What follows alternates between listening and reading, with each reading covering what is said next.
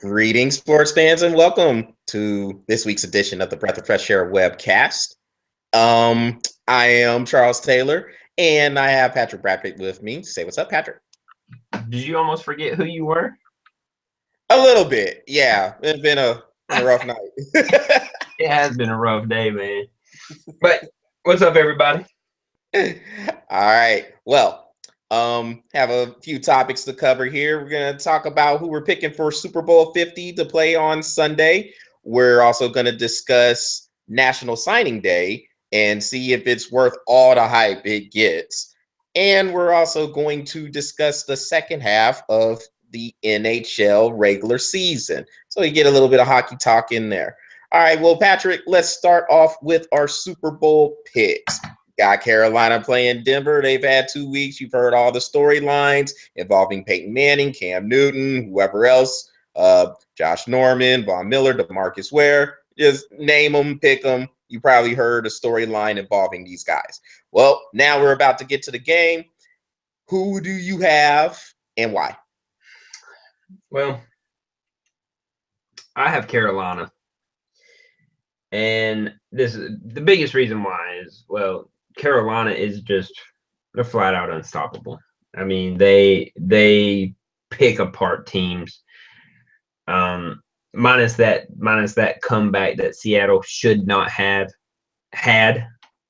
They've been waxing every team that they pretty much come across. So I got Carolina winning. Another thing is Denver in the Denver in the Super Bowl. I don't like that, man. I mean, they've been in the Super Bowl what 4 or 5 times, and Yeah, like 7. I think they're 2-5. 7. So yeah, they're like 2-5, man. And those 5 times that they lost, they got their butts handed to them all 5 times.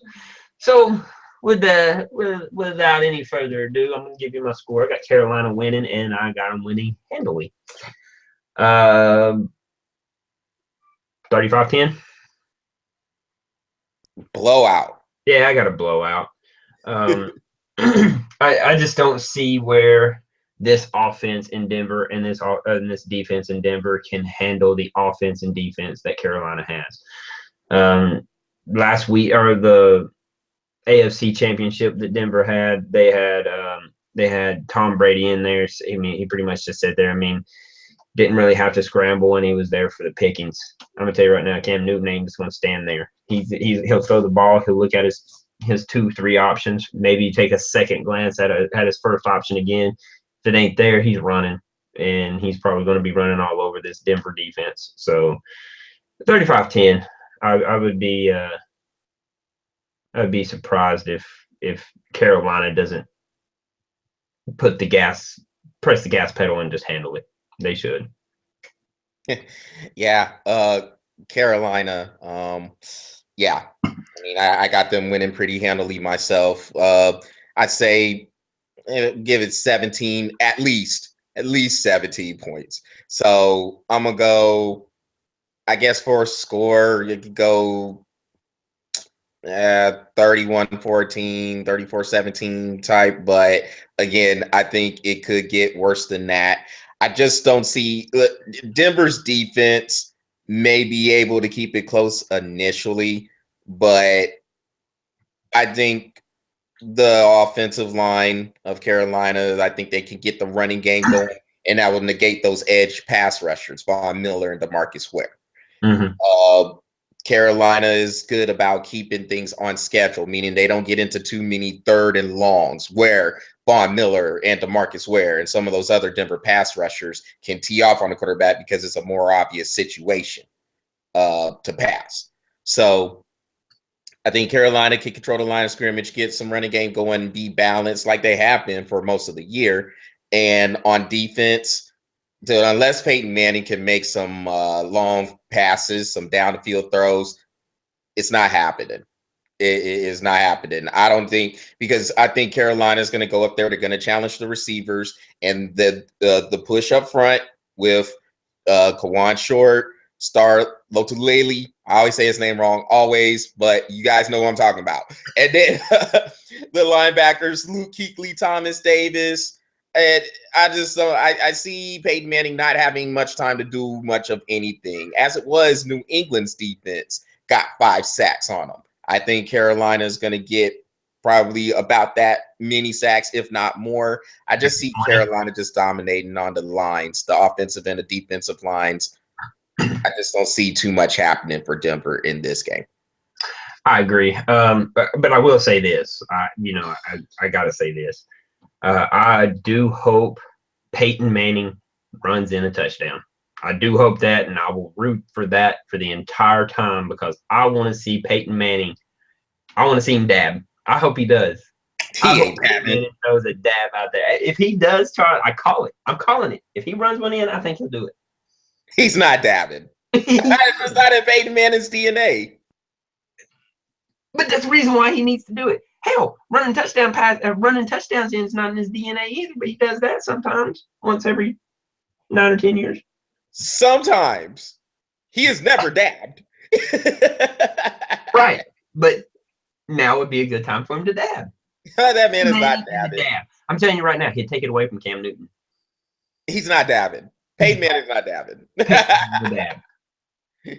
Well, hey, look, man, and that's the thing. I mean, I like Peyton Manning. I've always been a fan of Peyton Manning's, and I would like to. Just running up against a better team, man. I mean, it's. If it was hell, even if they were playing Arizona, I'd give them a chance to beat Arizona. Not Carolina, man. Like I said, I hope the one touchdown that I give him is by Peyton Manning, so he does a dab. Peyton Manning's dabbing. Hashtag Peyton Manning be dabbing. What? Hashtag not in his DNA. Hashtag nothing's in his DNA. Except for throwing touchdown passes, but other than that, man, he needs to run one in.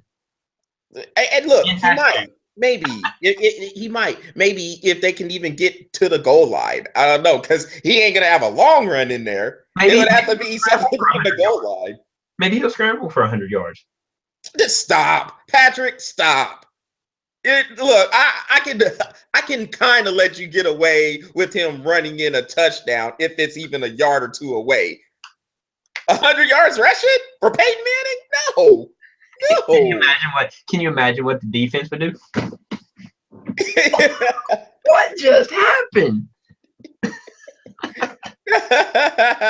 No, 2 or 3 yard, man. I hope he does. I want to see him. Watch him. If he dabs, I want a text message saying you were right. You know I will send that too. I always do. I know you will. And then I'm gonna post it. I'm gonna post it right out here on this. All right, cool. That deal. So, well, we're in agreement. We feel like Carolina's gonna win the Super Bowl. So, yeah, like I said, I don't see it being too close, man. I just don't see where Denver. The only way I see it is, well, 2 things. Denver wins the turnover battle, and Peyton Manning makes downfield throws. Denver's going to need big plays.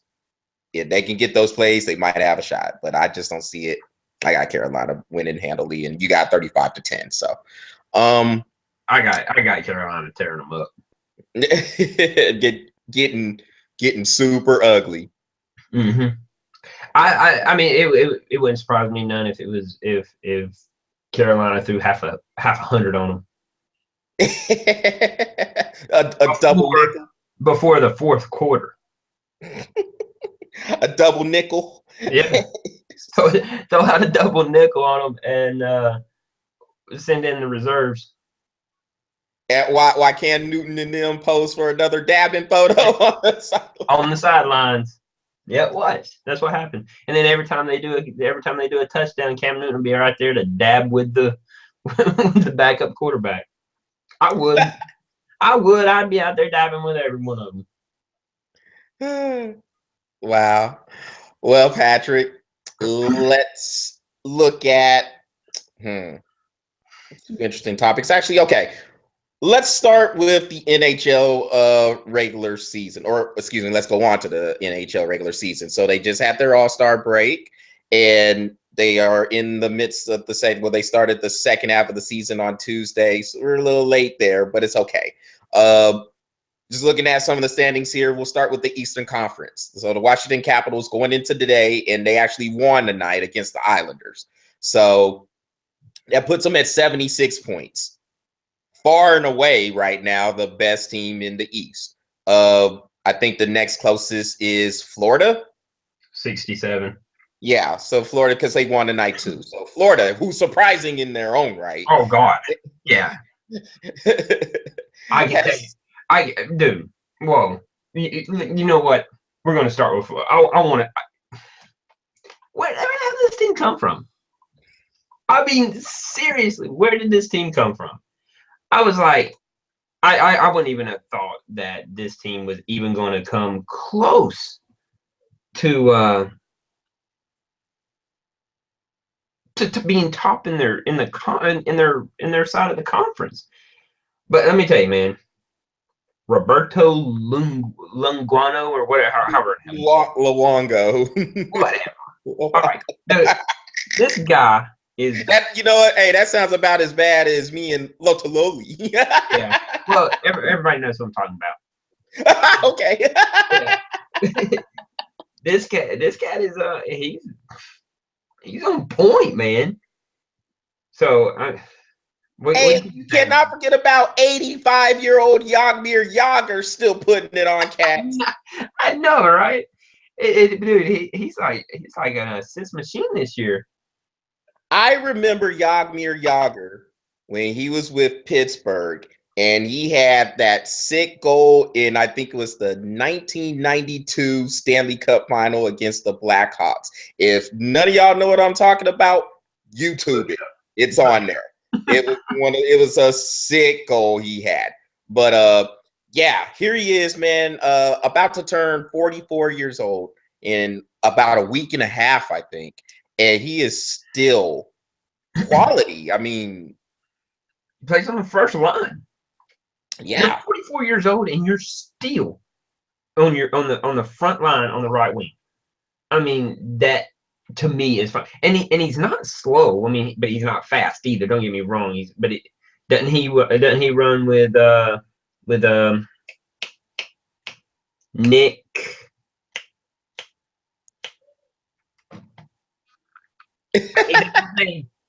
I can't.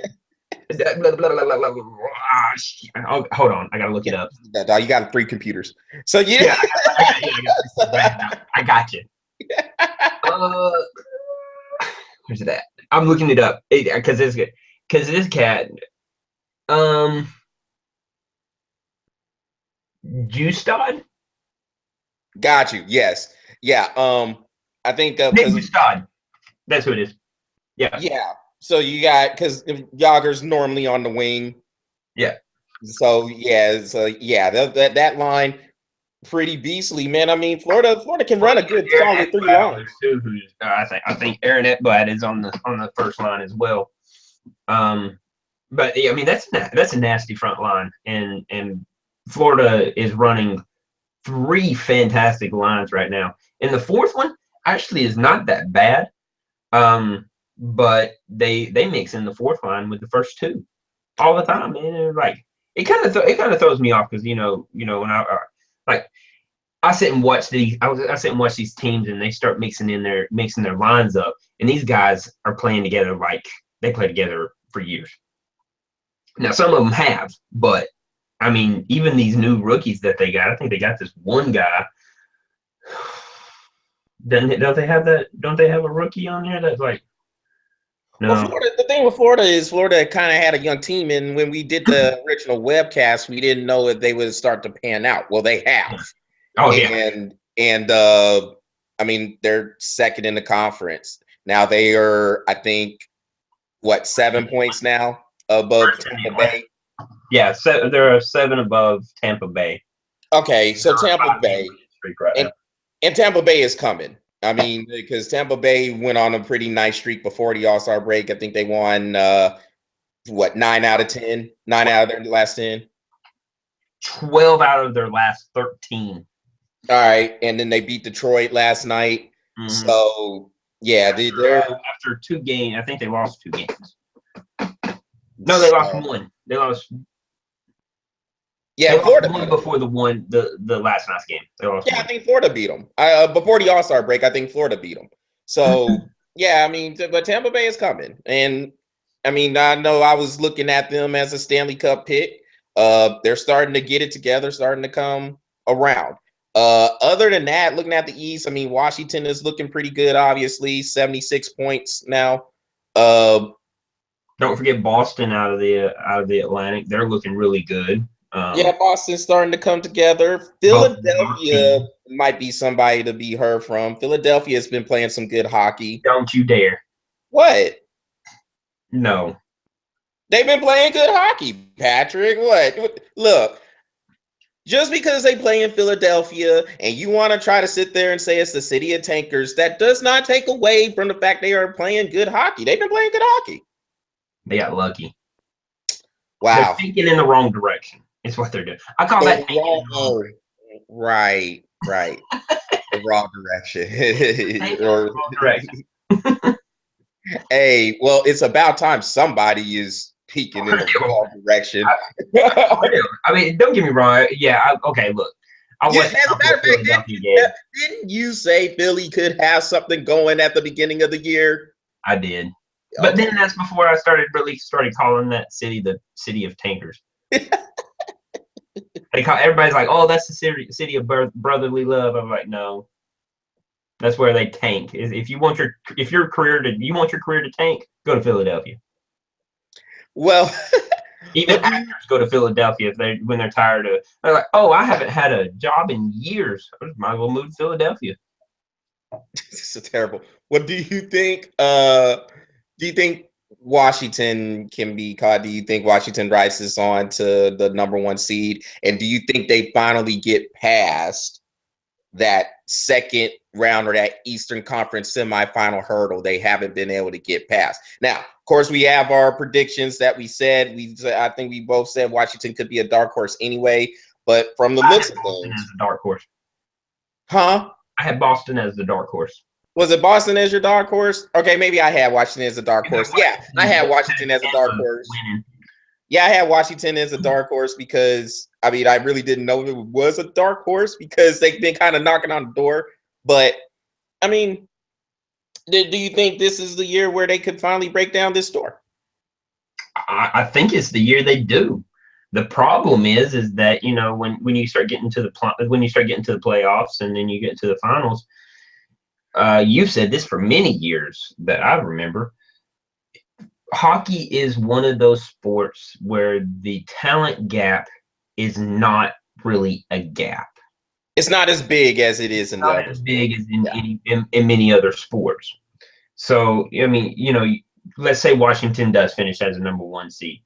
Florida's looking good. Tampa Bay is looking good. I mean, Tampa Bay is not out of this by no means. All you got to do is make it to the playoffs. Boston and Detroit. So you got those four, and then you got Washington, New York Rangers, New York Islanders, and New Jersey. And as it stands right now, I think it's Detroit and New Jersey that are the leads for the wild card. And look, the Kings make very argumentative statements when you come in as a freaking 30,000th seed and you still win the Stanley Cup. You know what I'm saying? So New Jersey and Montreal, or New Jersey and Detroit's not out of this by no means. So I think this is the year that they finally get over that hump. But they paid out the asshole for it. Don't get me wrong, but I mean, I think this is where they get over the hump. But as it stands right now, until I see the matchups, I mean, it would be hard for me to say that if they're a huge Stanley Cup team or if they're a huge Stanley Cup victor. You know what I mean? Because I mean, they could run into Florida, and Florida just whacks that ass for them. And Well, Florida is quite capable of that. And so is Tampa Bay. But so is Boston. well, it's two things because yeah, it's the talent gap and a hot goalie. Mm-hmm. A high goalie can neutralize Anything. offense, yeah, in a minute, and You saw those series was why Hendrik Lundqvist. Is Hendrik Lundqvist? for the Rangers. Yeah. What's Yeah, Hendrick it, Lundqvist? yeah, it's Lundqvist. Okay, so you saw what he done last year. I mean, he just got on a hot streak right there at the end, and I mean, he had several shutouts in the playoffs. So I mean, when you have that, when you have those two things, the talent gap and that hot goalie who can kind of neutralize the offense, that's why that talent gap it, it it's not that big in the NHL. Really, like you said, the Kings got in there; they won it from an eighth seed. So I mean, as long if you can get in there, that more than other sports. I mean, I know football, you can have a wild card of one of the six seeds go in there and win a Super Bowl. I mean, the Steelers did it back in the 2005 season from the sixth seed. The Packers did it most recently as a six seed back 5 years ago. So, I mean, I in don't that want to talk sport, about that season. yeah, because they whooped Atlanta's ass. Yeah. So, I mean, I mean, straight up whipped their ass. And this was like 2 weeks after Atlanta spanked them around in Atlanta. so yeah. I mean, but I mean, in that sport, maybe you might get the hot streak occasionally in there, but in hockey, a fifth to eighth seed can very, I won't say easily because it's not easy to win in the Stanley Cup playoffs, but those teams they can get hot. They get in there. They get a guy who can get them one, two, maybe three goals, and then they got that hot goaltender. That's what it takes. So on paper, yeah, Washington has been rolling. You when you bring in TJ Oshie to pair up with Alex Ovechkin, I mean, they now you can get a good little bit more punch to help Ovechkin out because Washington has lost a lot of 2-1, 3-2 games in their playoffs when they have gotten beaten. I think the last couple of years they got defeated by the Rangers and they lost a lot of 2-1, one goal games.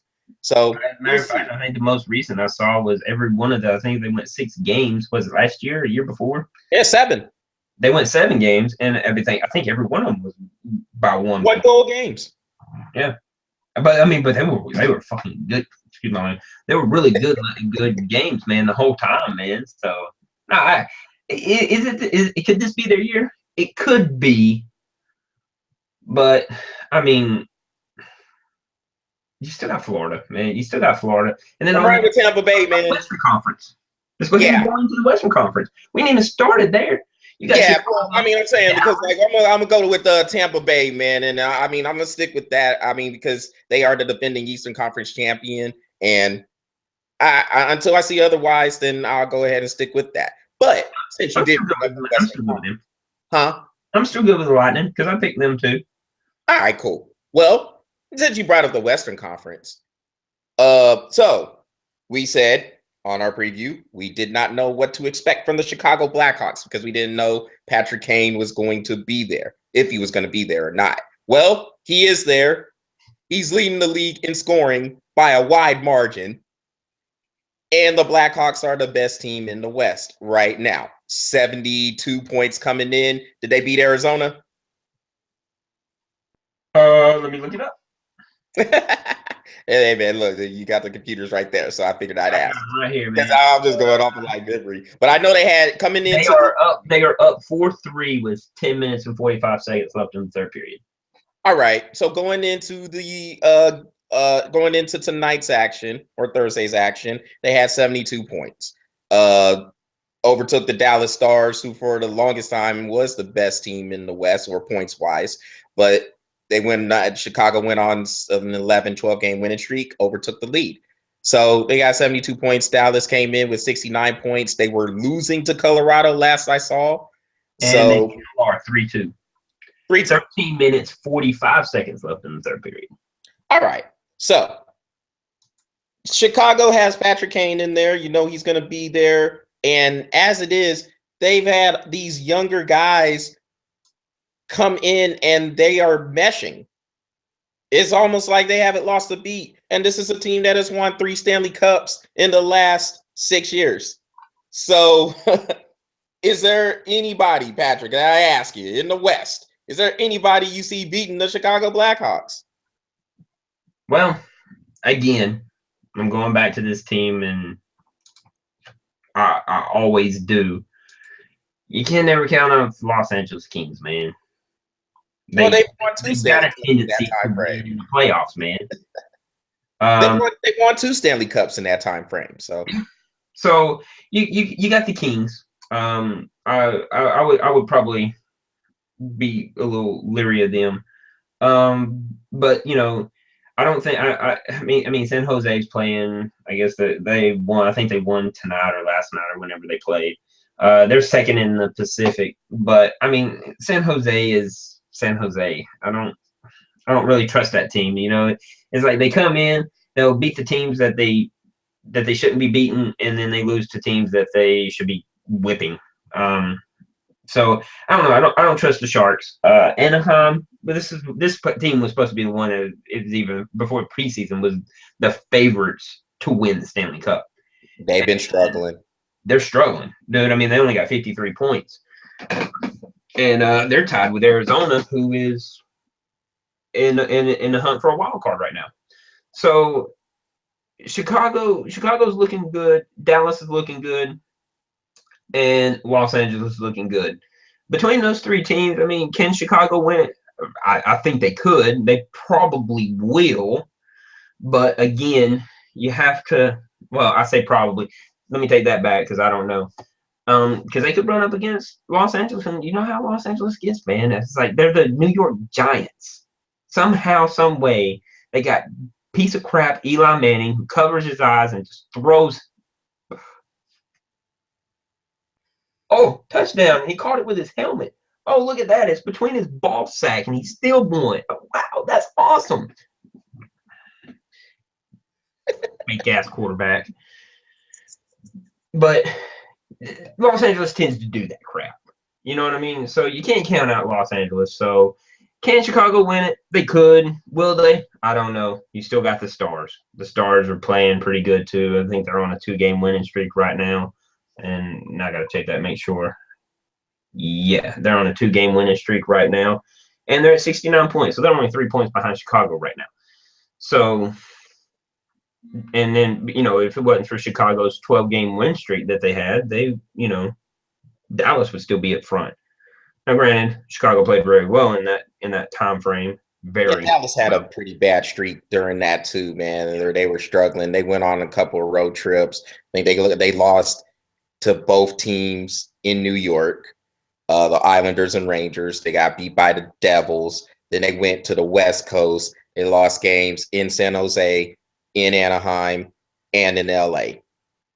And then they came back home. They were able to kind of straighten out a little bit. So Dallas kind of hit a little low too. So And you're probably going to expect Chicago to hit a little lull too. mhm. So I mean, It's a long season. So it's a yeah. long season.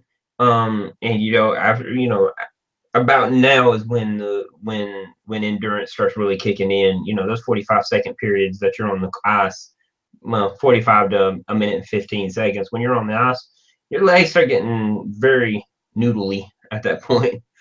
So we'll see. I mean, it's been a very interesting season so far. Like I said, we didn't know Chicago was going to be as well as they were. Um, I think I had Nashville coming out of the Western Conference with Dallas as my dark horse, maybe. Yeah, both of us had Dallas as the dark horses because they picked up a couple of guys who were on Chicago's team for the Stanley Cup. And then they have Jamie Benn, Tyler Sagan, and those guys are 2-3 in the scoring Yep. behind Patrick Kane. So we knew those guys were explosive. It was just a matter, could they be good defensively and can they get consistent goaltending? Now they're running two goaltenders out there.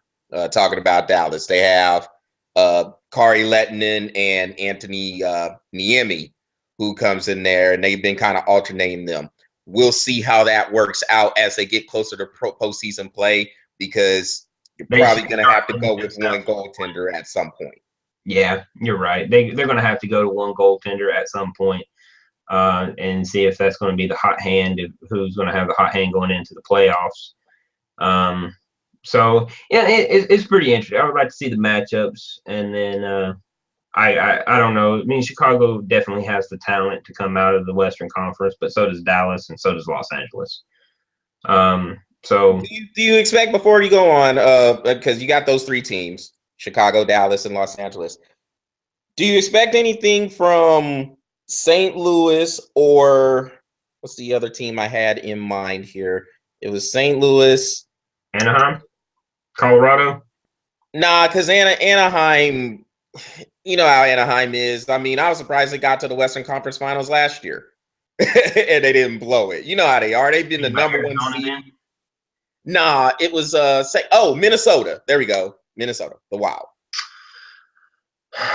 Well, um, yeah. I mean, you could always expect something from Minnesota. I mean, they're not very far out of the wild card hunt. I mean, what, 2 points? Yeah, because Zach Parise is always good for a hat trick at some point. So Zach Parise's always good for a hat trick on the third freaking period every freaking game. For some reason, that guy struggles all damn game, and then all of a sudden, he'll have 2 assists and 3 goals in the third period, and Minnesota wins 3-2. I'm like, or 5-2. I'm like, how in the hell do you even? Don't get me started on Zach Parise, man. That guy has screwed me over and over on the damn FanDuel. I'll pick him and he don't do shit, and then I pick and I don't pick him and he'll go for a hat trick. well, all right, Patrick. Well, on that note, let's move on to National Signing Day because we don't want to get you on any rants. So Yeah, let's not get me on a Zach Parise rant right now. so we'll just end it up. So we got you're looking at Chicago, Dallas, and Los Angeles as the teams that can arise and be in the Western Conference or represent the Western Conference in the Stanley Cup final. Yeah, I mean, like you said, don't count out Minnesota because Zach Parise. All right. Well, let's talk about National Signing Day, Patrick. So, I mean, we could talk about the classes. I mean, we seen, Florida State is number one, Alabama was two, LSU three, Ole Miss four, uh, Ohio State five, number six was Michigan, number seven was Georgia, eight Clemson, nine Auburn, and 10 Texas. So we know those are the number 10 or the 10 top teams according to ESPN's rankings. How the hell do you remember that? Hey, Because you know, I know sure as hell you didn't write it down. I didn't. Nah, man, that was just off the top of my head. I took a look at it because, I mean, I didn't want to see how the recruiting classes stack up, and I just remembered those are the 10. Took a while, just a little bit of muscle memory. I try. But but I can't remember no. the top two. Hey, you know how my memory works, Patrick. You know I remember these kooky stats. I know. But I don't remember none of that shit. but no, but the main thing is when we're looking at the coverage. That's what I really wanted to talk about. Do you think National Signing Day gets too much hype? Do you Yes. think it's over the top? Yes. Enough said. Yes. I mean, let's be honest. These kids played high school. What in the hell are we talking about? Like, oh, now don't get me wrong. Don't get me wrong. I get a little excited about it, and I'm like, oh, cool, Georgia picked this up, but damn, Texas got them, and dang, Alabama got them. Okay, cool. The fact of the matter is, these kids hadn't even played at this level yet. You still got sophomores, juniors, and seniors. So there's a good chance that you're probably only going to see about 50% of these recruits coming out anyway. Unless you're like Georgia and you have to have Jacob Eason coming in to throw the ball, or Alabama with their running game. You know what I'm saying? Or is it Alabama? Alabama lost their 2 running backs, didn't they? Yeah, Derrick Henry's gonna roll out, and then I guess they'll have another guy. I think Kenyon Drake might roll out. I'm not for sure on him. Drake rolling out too. Okay, so So yeah, you're then they looking lost at it. both of them running out. So Alabama's probably going to have. I mean, are they going to have a gap in the running game? Probably not. I mean, they finished second in the running for recruits. So, but I mean, let's be honest. These guys haven't played yet. You don't know what you're getting until you get them out on the field, and even practice is not going to tell you everything about these kids. So, is it over the top? Yes, it's over the top. Are we happy? Or as fans, keep up with your team. But I mean, good God, ESPN putting an entire page towards recruits. And you dedicate a whole day. to Yeah. going where they sign at. I mean, I get no. I think it's just too much. It's too Me, much. me, They got a pin as a logo.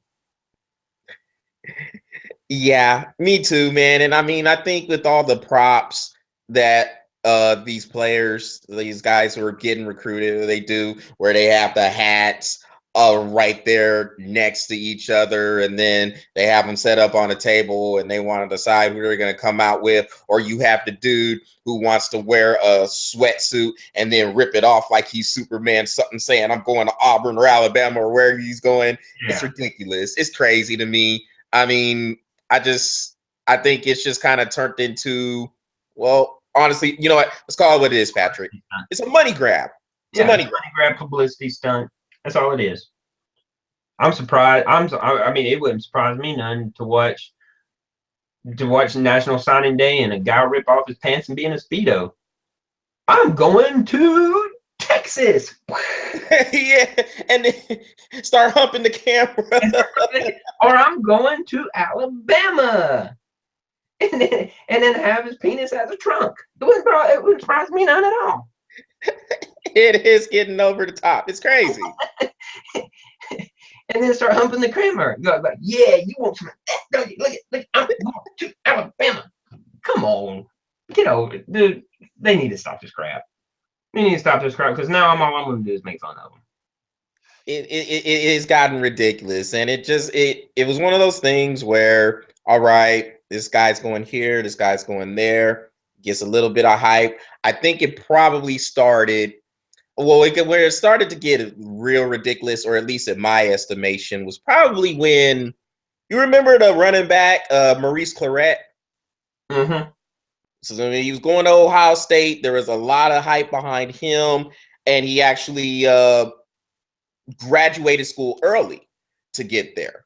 Mm-hmm. So he could be in there for spring ball and then get into the season. So after that, that's where it started to get real ridiculous because there was a lot of hype behind him, and then all these other recruits started to follow, and everybody just kind of started hyping up these guys because they were making comparisons to other players who had played in the NFL, saying, "Oh, he could be the next whoever. Let's go whatever for quarterbacks. Let's go Troy Aikman, Steve Young, whoever. I mean, just throwing guys out there. Running backs, they could be the next Barry Sanders, and wide receivers, he could be the next Jerry Rice or Terrell Owens. It was getting Terrell Owens. ridiculous. Yeah, What the hell you pick Terrell? That dude's only good for one catch. and it's the biggest catch of the Biggest game catch of the all the freaking. time. So Terrell Owens. Well, Terrell Owens. He'll miss 19 passes to him. They're going to throw the ball to him 20 times. He'll miss 19 in a row, and then they're down 6 points. 2 seconds left in the game. Pass to Terrell Owens. Terrell Owens will break 14 and a half tackles and get to the end zone. And he's like, Or it could be I the don't want to do this. F you, T.O. so look, okay, the next we'll go to next Randy Moss. We'll go there.